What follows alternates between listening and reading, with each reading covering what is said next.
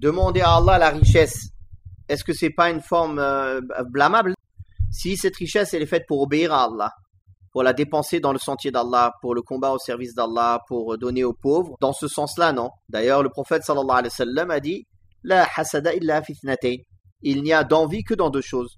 Une personne à qui Allah a donné des biens, qu'il dépense nuit et jour dans les œuvres de biens. Et une personne à qui Allah a donné le Coran, qu'il la met en pratique et qui juge avec les gens avec le Coran ou avec la sagesse, la science.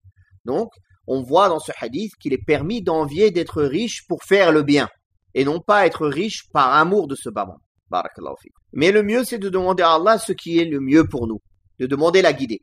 Car pour certaines personnes, la richesse peut être une cause d'égarement. Ce n'est pas toute personne qui peut être riche et pieux. En général, la richesse pousse à la transgression. On se sent suffisant.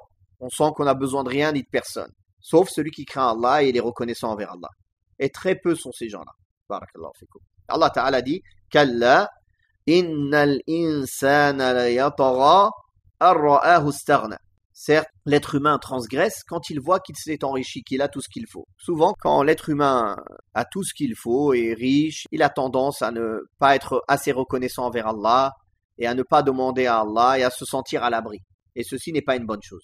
Mais celui qui craint Allah n'est pas comme ça. Cet argent pour lui, ce n'est qu'un moyen de s'approcher d'Allah subhanahu wa ta'ala. Il l'utilise pour faire ses obligations envers sa famille, envers ses proches, envers les nécessiteux et de faire des œuvres de bien avec cet argent.